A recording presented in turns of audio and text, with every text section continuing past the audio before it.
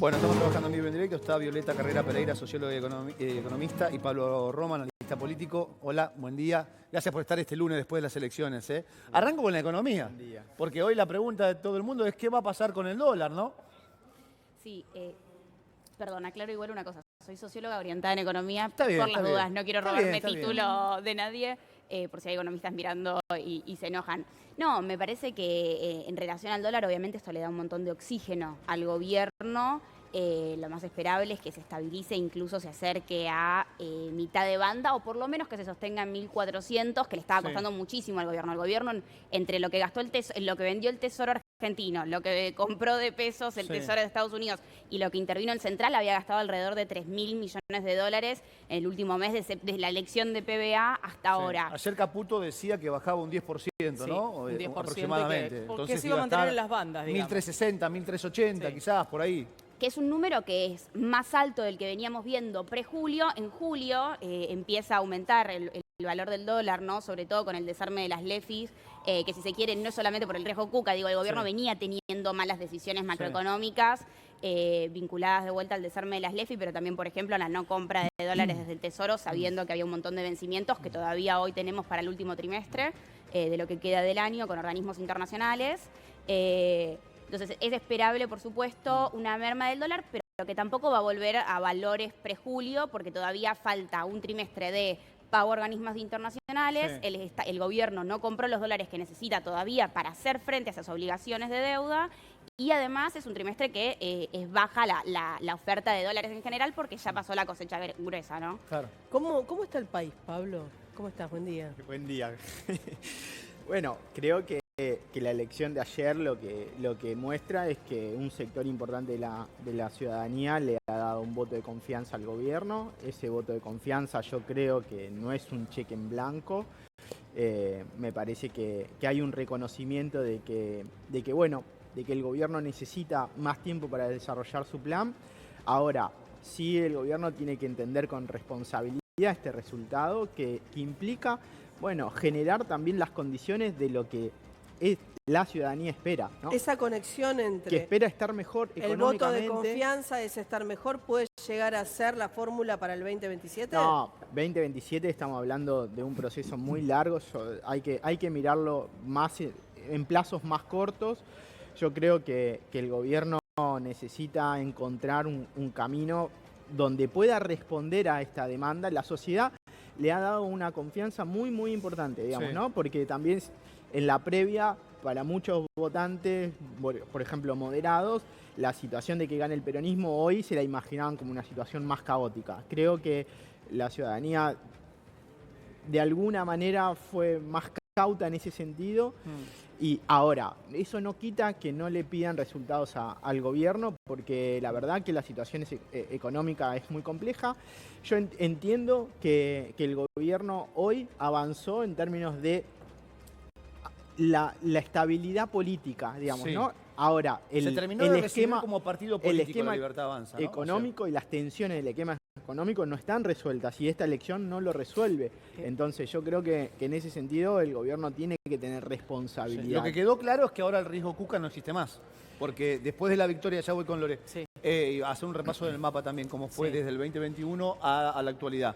Digo, después de la elección de ayer, y el gran triunfo del oficialismo de Milei, ya dejó de aparecer el riesgo Cuca. Todo lo que ocurre a partir de hoy en adelante, hasta el 2027, con el Congreso como quedó diagramado, en donde termina siendo la primera minoría en las dos cámaras, no hay riesgo Cuca. Los errores y las consecuencias serán propias de la acción del gobierno de Javier Milei y de Caputo. Mirá, así quedaban los mapas en las elecciones intermedias.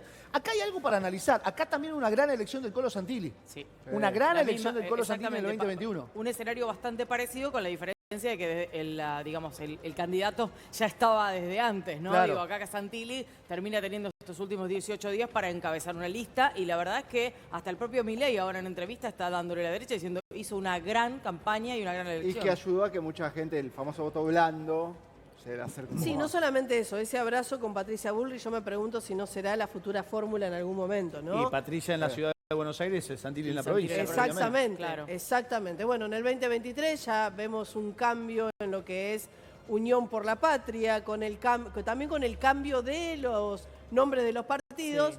Y en el 2025, con esto de vamos a pintar la Argentina de violeta, aparentemente tenían razón. Este proyecto se terminó cumpliendo en estas últimas elecciones, con una diferencia, y acá también es otra lectura que se tiene que hacer, una diferencia muy sustancial. Sí, muy grande. Sí, No es muy que grande, eran 9%. esos 2, 3 puntos que mencionaban 9%. para arriba o para abajo, sino que estamos hablando casi de 10 puntos de diferencia. 2021, igual 2021 y 2025 tienen números parecidos, ¿no? Sí. Digo, tenés alguna diferencia, pero estamos Sí. en 40 a 30, ¿no? Sí. Digo, tienen números parecidos. Acá pero fue la sí es primera cierto vuelta, que- lógicamente, ¿no? Sí, claro, Esta fue la primera claro. vuelta que en donde Massa por 2,5 puntos no llega a ser No llega a presidente. ser. Después en el balotaje se pinta la Argentina de violeta y cambia absolutamente. Milei Estaría presidente. bueno, ¿saben qué? Hacer también una comparación con lo Sí. que fueron las votaciones de medio término. Claro. Porque acá también es interesante. En esta oportunidad tenemos que hablar de elecciones de medio término que apoyan al oficialismo. Claro. Acá tenés. Esta es medio término, esta Esta es medio no. término, esta es la primera Esta no. vuelta en el 2023. Exactamente. Octubre 2023. Quiero hacerle una pregunta a Dale. Pablo, porque también estaba pensando que en estos 2 años, a partir de esto que vos decías, ¿no? Un voto de confianza para el gobierno. El gobierno tiene la oportunidad de seguir haciendo lo mismo que venía haciendo, que escuchándolo al presidente lo que está diciendo en la entrevista pareciera que sí, o de reformular y tratar de encontrar algunos puentes con la oposición, con los que va a necesitar dentro del Congreso y demás. ¿Qué crees que va a hacer o cómo ves vos este futuro de 2 años para el gobierno de Javier No, Milei? yo creo que el gobierno va a tener que hacer algún tipo de puente, ¿no? Es una tarea que le asignó Estados Unidos, ¿no? Al gobierno que construya la gobernabilidad, que se acerque a los gobernadores, que se acerque al PRO. Ahora, este resultado lo pone en un lugar distinto al que el gobierno estaba el viernes pasado, digamos, Claro. ¿no? Que estaba en una situación más débil donde los gobernadores parecía que le podían imponer más condiciones. Hoy el gobierno está Hoy tiene una parado espalda mucho más ancha por el arriba gobierno nacional, ¿no? y puede seguir con la lógica de construcción política que viene haciendo el gobierno, que es la de la subordinación. Pero es digamos, interesante ¿no? lo que planteás, porque ayer el mensaje de Javier Milei fue justamente a los gobernadores, ¿no? Vamos a sentarnos, vamos a hablar, vamos a dialogar, vamos a encarar Sí, fue esta nueva Argentina dialoguista. en un presidente que tiene la espalda mucho más ancha, claramente ganador, pero que apuesta al diálogo, que esto que planteás, ¿no? Lo que pidió Estados Unidos. Diálogo. Y respecto Gobernabilidad. Exactamente, a lo económico, yo creo que el gobierno no va a cambiar. De hecho, lo que está planteado es la profundización, las reformas, la reforma laboral, la reforma tributaria. El gobierno no habló de la reforma previsional, pero está planteada. Sí, pero digamos, los dos ¿no? primeros puntos son los más importantes, la laboral y la tributaria. y la Sí, tributaria. y yo creo que ahí se va a jugar también gran parte de esta evaluación sobre la confianza del gobierno, porque hoy yo creo que es un voto más, con mayor precaución, digamos, ¿no? En términos de la gente está cansada, venimos de una crisis de muchos años, digamos, ¿no? El escenario de una nueva crisis me parece que ataja, ¿no? Y lo que me parece que queda planteado es cómo el gobierno va a resolver esta responsabilidad que le ha dado un sector de la ciudadanía.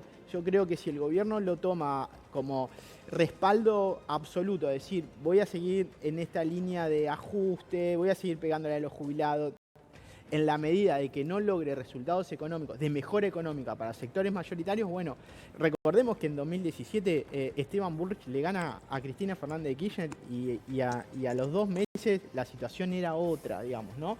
Entonces, son escenarios de crisis, no son escenarios de estabilidad política, entonces las fluctuaciones y los cambios pueden ser muy importantes y muy rápidos también. Violeta, recién estábamos hablando de algunas reformas que van a llevar adelante incluso en el Congreso. ¿Qué le espera a la gente después de? Quiero preguntarte también. Y bueno, sobre el escenario laboral me parece que lo que puede esperar la gente sobre todo es que el Estado simplemente avance con la flexibilización, que muchas veces en los hechos ya existe, porque cada vez lo que crece más, y es un problema estructural de la Argentina, si querés, de los últimos 10 años, pero que se agudizó con este gobierno, que tiene que ver con el crecimiento de la informalidad y una pérdida de peso sobre el total del empleo del trabajo formal. Me parece que lo que viene a ser la reforma laboral, sobre la cual todavía por supuesto no tenemos los pormenores, pero por lo que anuncia el gobierno, tiene que ver con una flexibilización de esos trabajadores que todavía tienen una trama de protecciones que por supuesto cada vez alcanzan a menos argentinos porque de hecho el mercado está desregulando el mercado laboral. Me parece que lo que viene a hacer el gobierno, con lo que parece ser la propuesta de reforma laboral, es terminar de desarmar ese entramado de protecciones de los trabajadores asalariados registrados. De hecho, en la semana pasada el presidente planteó la idea de salarios dinámicos, digamos, ¿no? Esta idea de hay más productividad, aumenta el salario, menos baja el salario, con lo cual es muy difícil, muy complejo en un contexto donde los salarios están muy bajos, los ingresos muy atrasados y la única ancla nominal que el gobierno tiene para sostener este esquema son las paritarias, es el salario. O sea, lo único que no aumenta, antes no era el dólar y la paritaria, y hoy es solamente la paritaria. Me parece que un dato, de la semana pasada, que va muy en línea con lo que vos decís, es que salió, ¿no? Inflación mayorista, por ejemplo, importados viene aumentando 9%, alrededor de 5% la inflación mayorista. Y el IPC de los consumidores, ¿no? La inflación de lo que le llega al consumidor, de lo que le puede remarcar el comerciante al consumidor, sigue en torno al 1,9, 2%. Claramente está habiendo la imposibilidad de trasladar a precios los comerciantes, los minoristas, la inflación que